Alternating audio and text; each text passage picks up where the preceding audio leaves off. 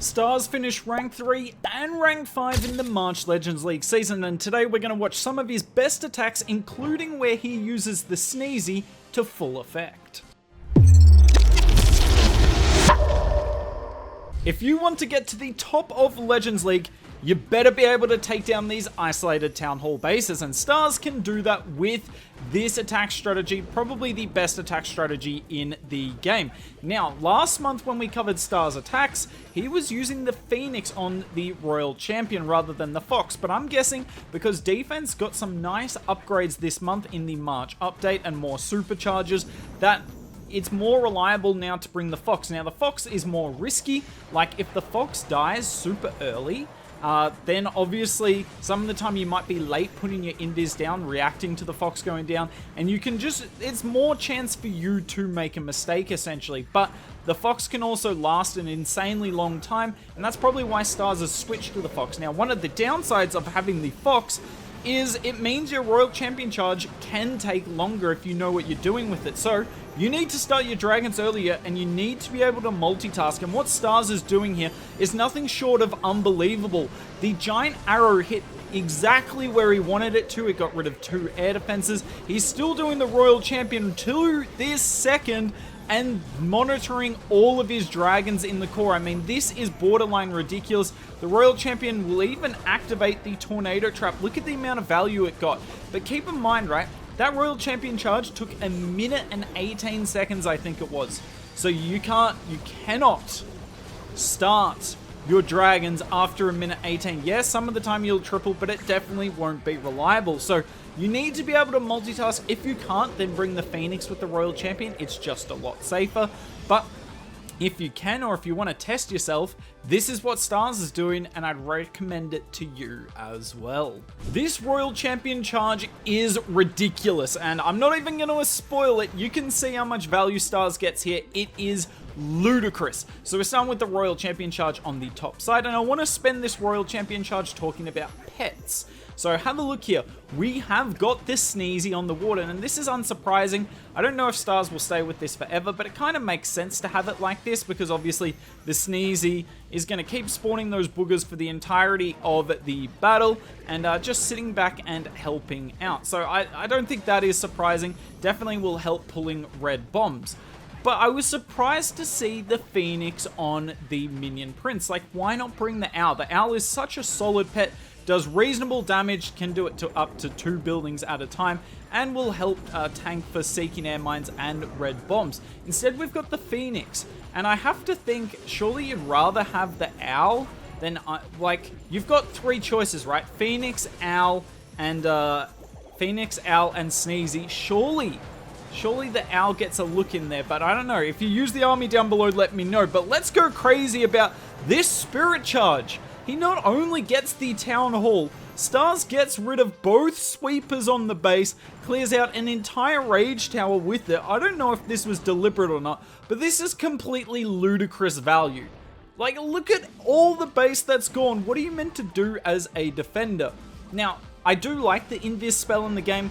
It's not good for the game though. It promotes stuff like this, because at Town Hall 17, most people wouldn't know this because the Spirit Charge is kind of the meta at the moment, but there is a lot of damage on the base, right? The base is actually, if you just do a straight up spam attack with no funnel at the start, you're more than likely going to fail.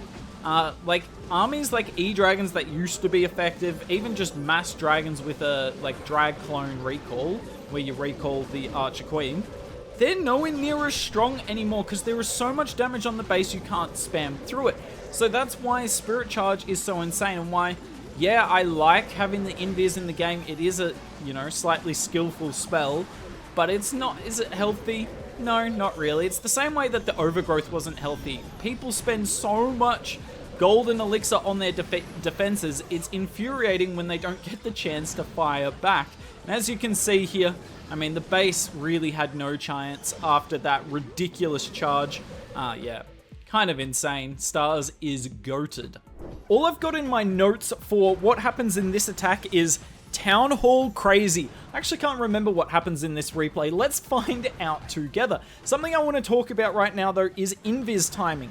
because the your Spirit Fox cooldown is slightly longer than the Invis spell lasts. So your RC is going to be visible for at least a fraction of a second. And Stars has mastered this timing. You see, none of the defenses here are shooting, except for the Town Hall, and this is one of the weaknesses of doing it perfectly. The Town Hall's actually getting a shot each time he switches. None of the other defenses are, but the Town Hall's getting a shot on both sides. So some of the time it is better to time your Invis slightly worse, do it slightly slower on one end, so the Town Hall only gets one shot off either before or after, rather than what's happening for Stars here is it's happening on both. Look at this, by the way. If this were me, I would have invised the multi-archer tower to force my Royal Champion in. But Stars understands the timing so perfectly, he does not waste an invis spell on his Royal Champion. It's kind of insane how good this guy is at understanding the interactions with the Royal Champion. Because yeah, the Royal Champion there did go after the defensive CC troop. That's why she went into the Town Hall. I would have used an invis on that multi-arch tower and ultimately have wasted it because the Royal Champion went in anyway. Dealing with the CC on the bottom side of the base. And the second thing I want to talk about with this attack is how good Stars is at deciding where he enters in from and what. So I'm going to pause this right now. Actually, we're going to go forward a couple of seconds here. Come on, I'm waiting for something to drop. Come on, don't hang me out to dry, Stars. Don't hang me out to dry. Beautiful. So, after the Royal Champion charge, what was left of the base was this, right? That is what's left of the base here. Now, generally, what logic tells you is you would enter from here, you'd use your Queen or Siege Barracks for all of this, and then the Queen up here to snipe both of those air defenses, right? Because we need the Siege Barracks to set a funnel for the dragons. But in this case, it's not really required, right? Because look at how wide this is, yeah? This is the width of what's left of the base. That's really not that wide. We don't mind our dragons, some of them going to the outside of the base here. So what Stars is going to do, and he's really good at recognizing this, is he's got, what, you can see one dragon up there. He's just got a couple of troops funneling for the dragons, and then what he's going to do, he uses the Siege Barracks over here to clear all this out, because once you've gotten this much value with your Royal Champion charge, the only way you fail is time. And the best way to fail by time is to place everything over here and watch them have to do an entire lap of the base. So Stars knows he doesn't need the Siege Barracks to funnel. We can start playing it now because I'm just repeating myself. Knows he doesn't need the Siege Barracks to funnel, so he's just going to use the Siege Barracks on the bottom. And then he ends up, once the Siege Barracks is cleared a bit, sorry we have to go so zoomed out, but obviously that's Stars' fault here. Once the Siege Barracks has moved up to where he wants to use the Giant Arrow, then he uses the Giant Arrow. So he's patient with the Queen, because there's no point sending the Queen by herself and then the Peckers arrive by the time she has gone down. We want them to move together, and yeah, this is something Stars is great at. I'm not saying it's like the hardest thing to do in the world, but it's just something you need to be able to do. Recognize when you need a funnel for the dragons, and when the funnel is so narrow that you don't need to funnel it anymore. It's already adequately funneled by your Royal Champion. Beautifully done by Stars here, completely wrecks this. We'll also see this happen in the next attack as well. And you're going to see what I just talked about again in this final replay of the video here. So another isolated Town Hall base. Felt like I had to show you guys this one. But this one has a Rage Tower. Most isolated Town Hall bases have 2 Poison Towers because they're trying to counter the Royal Champion charge. And the Rage Tower doesn't really do much to a Royal Champion charge. It does a little bit to the Spirit Fox version of the army, but definitely nothing to the Phoenix version, whereas at least the Poison Tower will slow down the Royal Champion.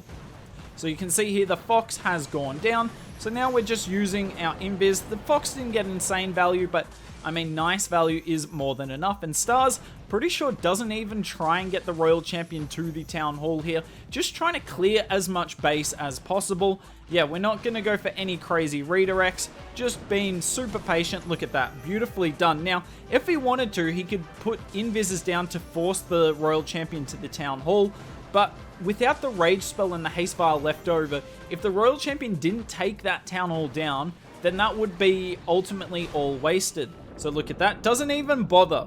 with the last two invis, and you can kind of see why.